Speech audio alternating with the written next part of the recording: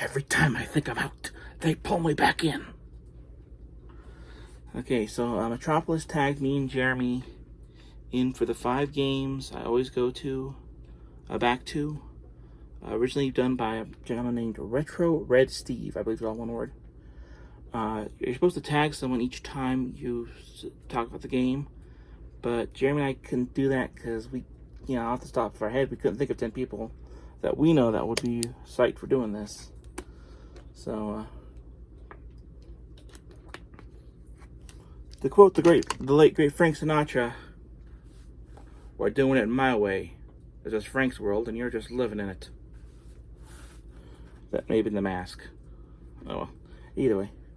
So we're just going to talk about the games and that sort of thing. Jeremy's kind of listed his. He doesn't really know what to do about it, but I'll go ahead and do mine. Alright. Number 5. Persona 4.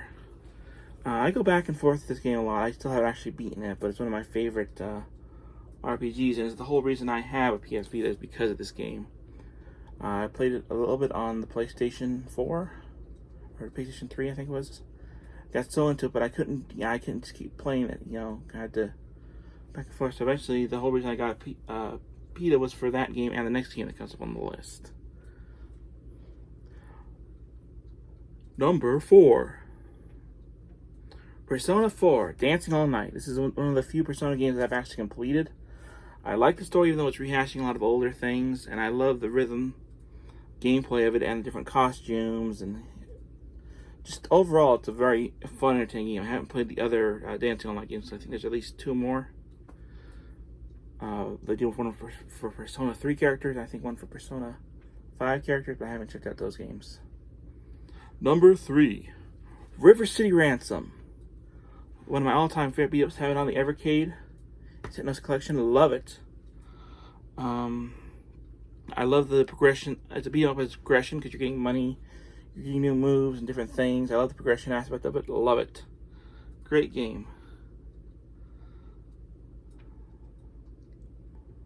3, Ninja Golf for the Atari.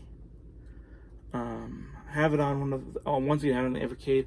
I just love the game, the unique style of it, where you're playing golf and then suddenly, ninjas. It's like some sort of kung fu movie. Ninjas on a golf course, part 5. I just really have fun with it, and it's one of those games, to me, that's just quintessential weird fun. Okay, number 2. This is a hard one. There are just so many great games out there. This one we actually have on a little Game Boy emulator type deal. It's weird. It's one of those games a lot of people don't like, but I for some reason do, and that's the Muscle game for the NES. We have it on emulator. One of those little Game Boy like ones, and I've played it quite a few times and really enjoy it.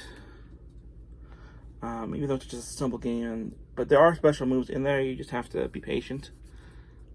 I like it. Go figure. And number 1 for me, I'd have to say, is Monster in My Pocket. This is also on the emulator where we have a little emulator handheld. And it's a fun beat 'em up. You get to play either Dracula or Frankenstein. So I'm in all. Well, I'm a Frankenstein guy if you look on the back shelf there. So I love the ability to play as a version of the Frankenstein's monster. Jeremy's played too. He often uses Dracula. But yeah, those are our top 5s. Those are my top 5s to RetroRedSteve's video response that we got tagged into by Metropolis. Sorry we didn't have anyone couldn't think of anyone to tag Metropolis. Hope we need you and RetroRedSteve to a set. Alright, until next time, I gotta go let the dog out.